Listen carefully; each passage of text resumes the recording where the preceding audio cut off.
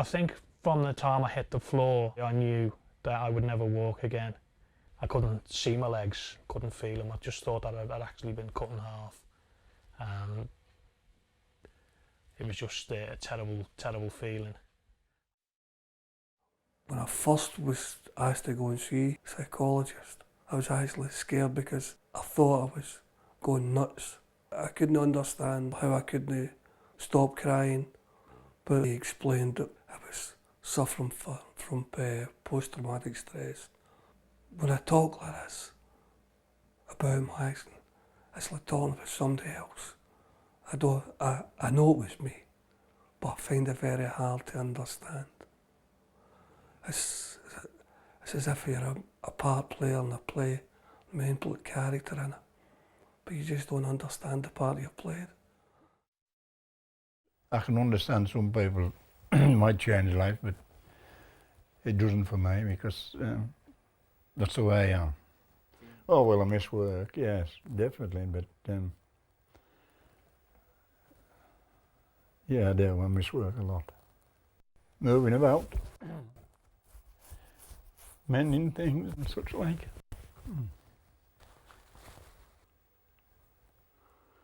Yeah.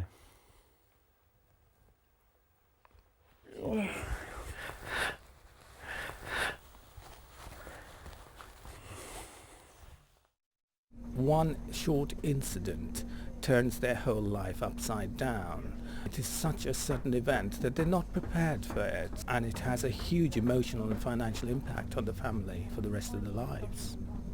Could something have been done to avoid these accidents? And I tend to think yes, they could.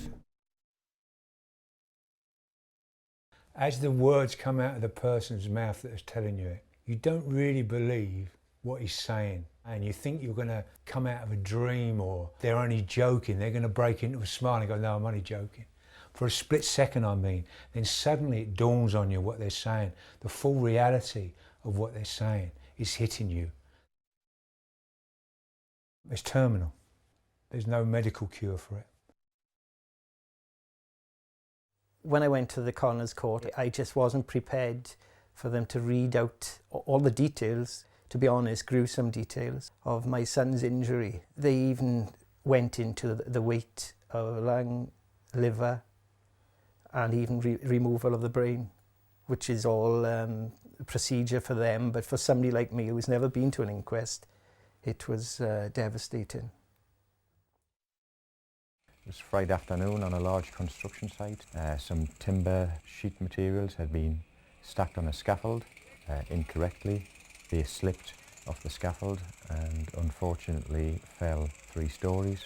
The person who was injured was in the wrong place at the wrong time. His leg was damaged below the knee and needed to be amputated. Health and Safety Executive obviously investigated it, and we were prosecuted. I just couldn't believe it because he was so strong. He was just invincible. And if he'd been in this room with us, he would have filled it with his personality. And you think, someone that strong, you couldn't snap it out. You couldn't just snuff it out like that. I can't describe the loss because I cared for him so much. And I know he cared for me.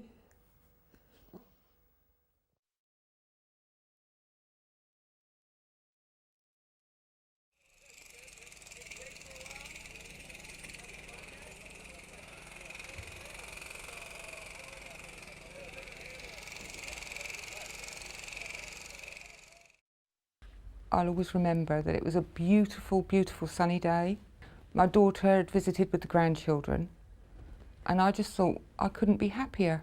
And even now I remember that feeling of total happiness until the phone call that Scott had had a fall on site. I phoned the hospital and they eventually phoned me back and told me the bad news. And it's just something you'll never forget. Your life will never ever be the same again. never be as happy as I was that Friday morning. He was a shining star.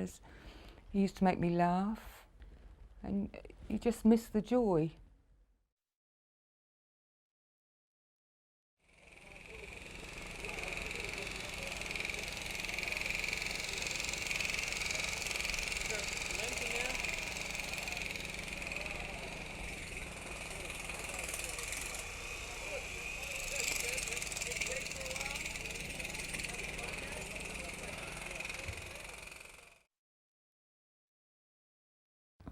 Martin and people like him are the backbone of this country.